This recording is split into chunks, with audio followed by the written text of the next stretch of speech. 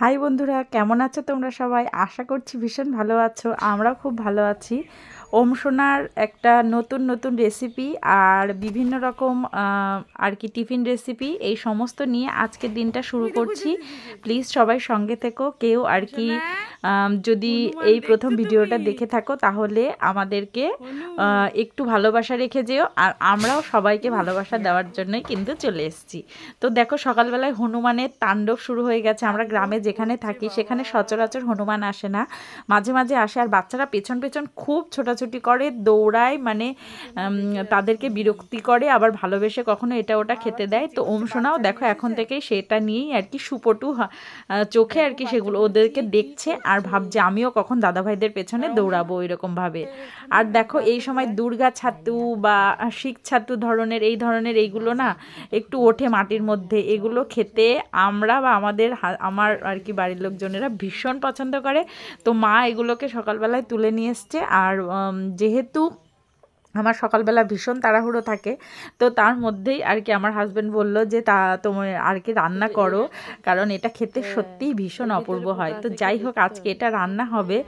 আর তোমরা কে কে এটা খাও আমাকে অবশ্যই কমেন্ট করে জানিও। কিন্তু এটা দেখো পেছন দিকটা একটু এরকম দেখতে হয় যে কোনো পোকা টোকা হয়েছে কি না। আর এটা কিন্তু একদম স্বাস্থ্যসম্মত। অনেকে আবার আমি ফেসবুকে আর কি অন্য জায়গায় পোস্ট দেখছিলাম অনেক খাদ্যের গ্রুপে যে খাসির মাংসের চাইতেও এটা পুষ্টিগুণে ভরপুর, আর সেই সঙ্গে কিন্তু মানে ভীষণ দামিও বটে। অনেক জায়গায় নাকি এটা কিনতেও পাওয়া যায়। তো আমাদের দিকে এটা কিনতে হয় না, মানে কিনে কেউ খায় না, জাস্ট সবার বাড়ির আশেপাশে হয় যদি এই সময়টাতে বেরোয়, এই ভাদ্র আশ্বিন মাসে। আর এটাই সবাই খায়। আর ওম সোনা দেখো এখানে আর কি চলে এসছে, ও দাদার কোলে ঘুরছিল সকালবেলা, ওর যেটা মর্নিং রুটিনের মধ্যে পড়ে।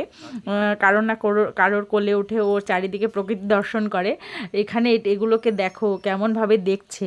তো আজকে সকালবেলা আমাদের এইদিকে কয়েকদিন এরকম হয়েছে যে সকাল 7টার সময় কারেন্ট অফ হয় আর বেলা 10:30টার সময় আসে। তো এই এতটা টাইম আমার বাড়িতে ইনভার্টার নেই।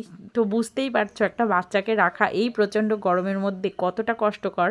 তো সেই সমস্ত কষ্ট নিয়েই তার মধ্যে যেহেতু কারেন্ট অফ, সেহেতু মিক্সিতে কোনো খাবার তৈরি করতে পারছি না। তো সেই অবস্থায় ওম সোনাকে কী খাওয়ালাম সেটাই আজকে তোমাদের সঙ্গে শেয়ার করব। তো দেখো এখানে আমি আগের থেকে মুড়ি গুঁড়ো করে রেখে দিয়েছিলাম আর কি, মুড়ি সেরেলাক তোমরা যেটাকে বলো। এটা তোমরা যদি কেউ বাদাম দিয়ে মুড়ির সঙ্গে ভেজে আর কি গুঁড়ো করতে পারো, যে কোনো ধরনের নাট দিয়ে, তাহলেও ভালো। আমি শুধু মুড়ির গুঁড়োটাই করে রাখি। আর তার সঙ্গে আমি দিচ্ছি হচ্ছে তোমার ফর্মুলা মিল্ক। এখনও পর্যন্ত অংশনাকে সিমিলাক টুই খাওয়াচ্ছি, যেহেতু ওর এখন 8 মাস 17 দিন মতো বয়স। আর এখানে আমি অ্যাড করে দেব হচ্ছে একটা ভেজানো খেজুর। এটা আমি সকালবেলায় আর কি ভিজিয়ে রেখেছিলাম। অনেকে আমাকে বলেছে 1 বছরের আগে বাচ্চাকে খেজুর দেওয়া যায় না, কিন্তু আমার মনে হয় একটুখানি ওদের আয়রনের জন্য খেজুর একটা ফাইবার সমৃদ্ধ খাবার, সেহেতু দেওয়া। আর ওয়েট গেনও হয়, এটা তোমরা দিতেই পারো। আর এটা মিক্সিতে করে দিলে পরে বেশি ভালো হয়। কিন্তু যেহেতু বললাম যে কারেন্ট নেই, সেহেতু আমি খেজুরটাকে এইভাবে পাল্প বের করে নিচ্ছি। আর সঙ্গে দেখো সাইডে একটা কলা রেখেছি, কলাটাকেও দেবো। এই কটা ইনগ্রিডিয়েন্ট যদি তুমি একটা বাচ্চার খাবারের সঙ্গে অ্যাড করতে পারো। আর এখনকার সময় আমরা তো মিক্সি, তারপরে প্রেশার কুকার এই সমস্ত ছাড়া বাচ্চা খাদ্য তৈরি করতে পারি না। মনে হয় যে যেহেতু ওম সোনা এখনও গোটা গোটা খাবার খেতে শেখেনি। আর তোমরা তো জানোই যে ওম সোনা হচ্ছে ঝিনুক বাটিতে খায়। তো দেখো এখানে বাদাম গুঁড়ো আমি আলাদাভাবে তৈরি করে রেখেছি, সেটাই আমি তোমাদের সঙ্গে আর কি দেখালাম যে অ্যাড করলাম। আর তাতে একটু দিয়ে দিয়েছি মিষ্টি।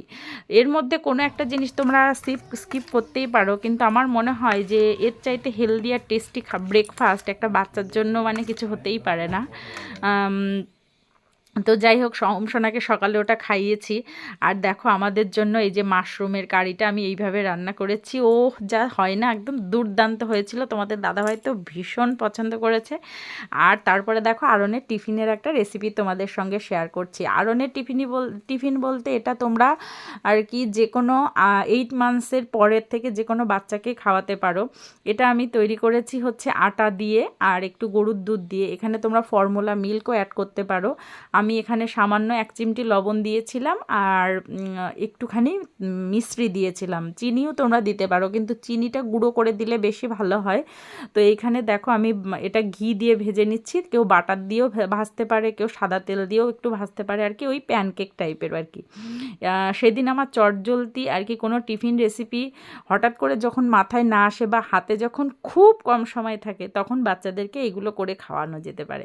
তো এটা আমি আরনের টিফিনে দিয়েছি। দেখো কতটা সফট হয়। ওমসোনাকে আমি একটু গালে দিয়েছিলাম, ও খাচ্ছিল, কিন্তু যেহেতু এতে গরুর দুধ অ্যাড করা আছে সেহেতু আমি আর ওটা দিইনি। তা টিফিনে আজকে দিলাম হচ্ছে একটু অ্যাপেলের টুকরো দিয়ে দিলাম, আর ওই প্যানকেকগুলো দিয়েছি, আর দিচ্ছি 2টো ড্রাই ফ্রুট লাড্ডু।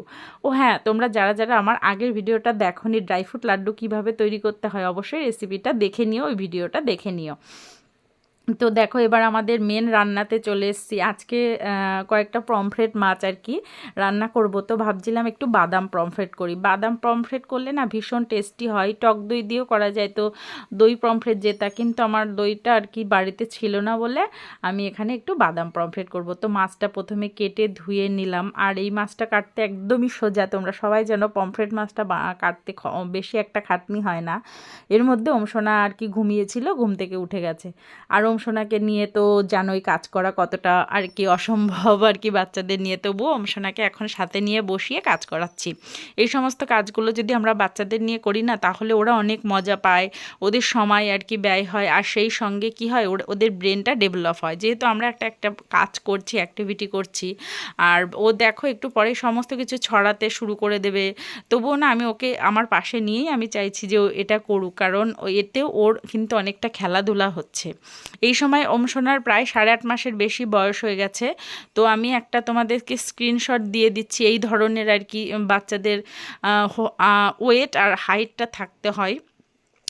তো এরকম থাকলে পরে আর কি বাচ্চাদের তোমার বাচ্চা ঠিক আছে। এইবার চলে আসি কমেন্টের প্রশ্নে। অনেকে আমাকে কমেন্ট করেছো যে দিদি ভাই আমার বাচ্চা হামাগুড়ি দিতে শিখে গেছে, অনেকে বলেছো আমার বাচ্চা আর কি দাঁত উঠেছে। তো ওমসোনা এখনও হামাগুড়িও দিতে শেখেনি, দাঁতে ওঠেনি, আর তাই নিয়ে আমার কোনো চিন্তাও নেই, কারণ সব বাচ্চা সমান নয়, সব বাচ্চা আর কি সমানভাবে আর কি নিজেদেরকে গ্রোথ আর কি হবে সেটা ঠিক নয়। অবশ্যই উঠবে, এবং ঈশ্বরের ওপর আমাদের ভরসা আছে যে সব কিছু সব একদম টাইম মতোই হয়ে যাবে। তো ওমসোনা এখন আর কি 2-1টা স্টেপ করে একটু একটু নিচ্ছে, 1 পা 2 পা করে একটু একটু হামাগুড়ি দেয়, কিন্তু ও এখনো পর্যন্ত ওর দাঁত ওঠেনি। যারা যারা আজকের ভিডিওটা দেখছো অনেকেই হয়তো কমেন্ট করে বলতে পারো যে এইটুখানি বাচ্চাকে প্যানকেক খাওয়ানোর কথা বলছে, কিন্তু 8 বা 9 মান্থসের দিকে তুমি কিন্তু অবশ্যই বাচ্চাকে প্যানকেক খাওয়াতেই পারো, যদি বাচ্চা গোটা খাবার খাওয়া শিখে যেতে পারে। আর ওমসোনাকে গোটা খাবার যেমন খাওয়াচ্ছি বলতে, ও দাদার কোলে বসে একটুখানি গোটা খাবার খেয়ে নেয়, গোটা গোটা ভাত বা যেটাই হোক সেটা খায়, একটু মুড়ি ঠুড়ি দেওয়া হয় মুখের মধ্যে, এইভাবে চলছে। আর ওমসোনার জন্য এখানে আমি একটা বিকালের খাবার তৈরি করছি। দেখো এখানে দিয়েছি সাবু, আর হচ্ছে এটা আপেল। তোমরা যদি মনে করো এটাকে সকালের খাবারে ব্রেকফাস্টেও অ্যাড করতে পারো, তবে রাত্রে ডিনারে এটা না দেওয়াই ভালো, কারণ ডিনারে একটা ফল দেওয়া বা হচ্ছে সাবু দিলে পরে একটু ঠান্ডা লাগার প্রবণতা থাকতে পারে। এটা আমি বিকালের দিকে দিয়েছিলাম, তো সেটাই তোমাদেরকে শেয়ার করছি। সাবুদানা আমি মাঝে মাঝে ওমসোনাকে খাওয়াই, তোমরা ইউটিউবে হয়তো সার্চ করলে দেখতে পাবে সাবুদানা বাচ্চাদের জন্য কতটা পুষ্টিকর। আর আগে তো আলাদা আলাদাভাবে আপেল পিউরি দিতাম, এখন সেটা সাবুদানার সঙ্গে আর কি অ্যাড করে দিয়েছি। এটা একটা আলাদা ধরনের খাবার হলো। তোমরা এতে বিভিন্ন রকমের জিনিস অ্যাড করতে পারো, যেমন বাদাম গুঁড়ো দিতে পারো, কিন্তু যেহেতু ওমসোনাকে আমি সকালে বাদাম গুঁড়ো দিয়েছি সেহেতু এখন আর দেবো না। আর এতে ফর্মুলা মিল্কও তোমরা অ্যাড করতে পারো। আমি এখানে ফর্মুলা মিল্ক দিইনি, এটাতে আমি মিক্সিতে আর কি পেস্ট করে নিয়েছি, আর এত সুন্দর একটা ফাইন পেস্ট হয়ে যায় না। সাবুদানা দেখবে যতই ভালো করে সিদ্ধ করো না কেন, আগের থেকে ভিজিয়ে রাখলেও একটা দানা দানা ভাব থাকে। ওমসোনা তো মাঝে মাঝে ওই দানার জন্য আর কি খেতেই চায় না, কিন্তু এইভাবে মিক্সিতে পেস্ট করে নিলে দারুণ দেখো ফাইন পেস্ট হয়ে গেছে একদম। এটা বাচ্চার ওয়েট গেনের জন্য, আর অনেকক্ষণ পেট ভরা থাকে, এটা সহজ পাচ্য, আর অনেকটা পুষ্টিগুণ সমৃদ্ধ। আর যেহেতু আপেল আছে এতে, সেহেতু অনেকটা শরীরের পক্ষে ভালো। তোমরা এইভাবে খাওয়াতে পারো, এর সঙ্গে তোমরা চাইলে ফর্মুলা মিল্কও অ্যাড করতে পারো। তো আজকের ভিডিওটা আমি এখানেই প্রায় শেষ করি। ভিডিওটা ভালো লাগলে সবাই প্লিজ একটা লাইক করো, কমেন্ট করো তোমাদের বাচ্চারা কে কেমন অ্যাক্টিভিটি করছে, কোন খাবারটা রেসিপিটা বেশি ভালো লাগলো, সব কিছু কমেন্টে জানিও। তোমরাই আমাদের ভিডিও করার মোটিভেশন, আর কি তোমরাই আমাদের ভালো থাকার ভালো লাগার রসদ। আর ওমসোনাকে এত এত ভালোবাসা দেওয়ার জন্য তোমাদেরকে অসংখ্য ধন্যবাদ জানাই, কারণ ইউটিউবে থাকা একমাত্র আমার হচ্ছে তোমাদেরকে কিছু নতুন কিছু জানানো, আর তোমাদের কমেন্টস আর কি আমাকে নতুনভাবে উজ্জীবিত করে, নতুনভাবে ভালোবাসতে শেখায়। আর তোমরা সত্যি আমাদেরকে এত এত ভালোবাসা জানিয়েছো, অসংখ্য ধন্যবাদ জানাই তার জন্য। Thank you all. দেখ মুখ হচ্ছে কি পারবো নাকি হাসিটা কত সুন্দর কিন্তু।